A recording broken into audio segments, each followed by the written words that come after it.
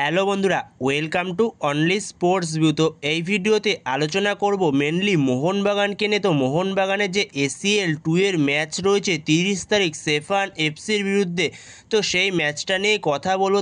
তো সেই ম্যাচে যে মোহনবাগানের বিদেশি 4জন ফুটবলারের যে ইরানে যেতে অসুবিধা হচ্ছে, তো সেই ব্যাপারটা নিয়ে আলোচনা করব এই ভিডিওতে। তো ভিডিওটি সবাই শেষ পর্যন্ত দেখতে থাকো। তো চ্যানেলে নতুন হয়ে থাকলে চ্যানেলটি সাবস্ক্রাইব করে পাশে থাকা বেল আইকনটিকে অন করে পাশে থেকো।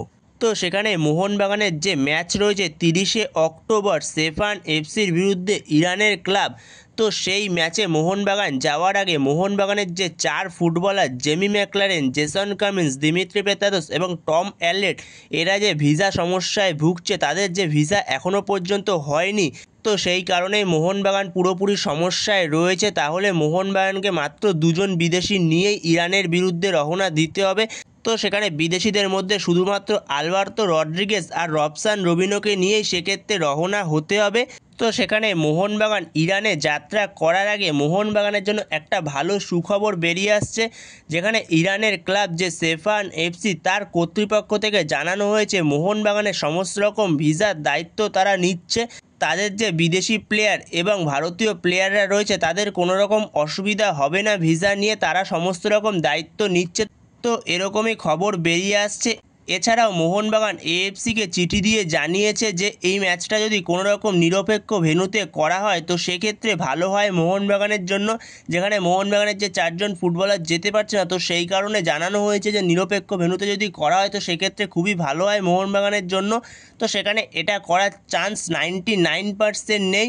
তো সেখানে এটা তো এএফসি কোনোদিনই করবে না, যেখানে মোহনবাগানের যে গ্রুপে বাদবাকি টিমগুলো রয়েছে তারা তো সবাই ইরানে গিয়ে খেলবে। তো সেক্ষেত্রে মোহনবাগানের জন্য বাড়তি সুবিধা কোনো কারণেই দেবে না এএফসি।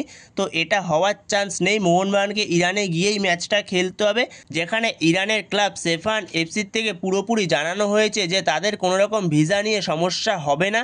তো সেই জায়গাতেই আরও একটা সমস্যা রয়েছে, মোহনবাগানের যে অস্ট্রেলিয়ান তারকা বিদেশিরা রয়েছে, যেখানে Jamie Maclaren, Jason Cummings, Dimitri Petratos, তো এদের এক্ষেত্রেও সমস্যা হতে পারে। যেখানে অস্ট্রেলিয়ান গভর্নমেন্টের যে নির্দেশ রয়েছে, যদি কোনো প্লেয়ার ইরানের উদ্দেশ্যে যেতে চায়, অস্ট্রেলিয়ান কোনো প্লেয়ার, তো সে পুরো সেক্ষেত্রে নিজের দায়িত্বে যাবে, নিজের মতো করে যাবে, কোনো রকম দায়িত্ব নেবে না অস্ট্রেলিয়ান গভর্নমেন্ট। যদি কোনো রকম সমস্যায় পড়ে তো সেক্ষেত্রেই তাদের ইরানে যাওয়ার নিষেধাজ্ঞা রয়েছে। তো সেখানে একটা প্রশ্ন উঠে আসছে যে মোহনবাগানের যে Jamie Maclaren, Jason Cummings, Dimitri Petratos, এরা কি নিজের ইচ্ছায় ইরানে যাবে? তো সেক্ষেত্রে যদি এই 3জন ফুটবলার ইরানের উদ্দেশ্যে রওনা দেয় তো সেক্ষেত্রে মোহনবাগান ম্যানেজমেন্টের রেসপন্সিবিলিটি থাকবে। তো সেখানে দেখা যাক পরবর্তী সময় এই 3জন ফুটবলার ইরানের উদ্দেশ্যে রওনা দেয় কিনা। যেখানে মোহনবাগান যত সম্ভব ইরানের উদ্দেশ্যে রওনা দেবে 27 তারিখ পঞ্চমীর দিন ইরানে ম্যাচ খেলতে যাওয়ার জন্য। তো সেই জায়গাতেই দেখা যাক পরবর্তী সময় কি আপডেট বেরিয়ে আসে এই নিয়ে। তো পরবর্তী সময় যেই আপডেটই আসুক না কেন তো অবশ্যই তোমাদের সাথে তখন শেয়ার করে দেবো।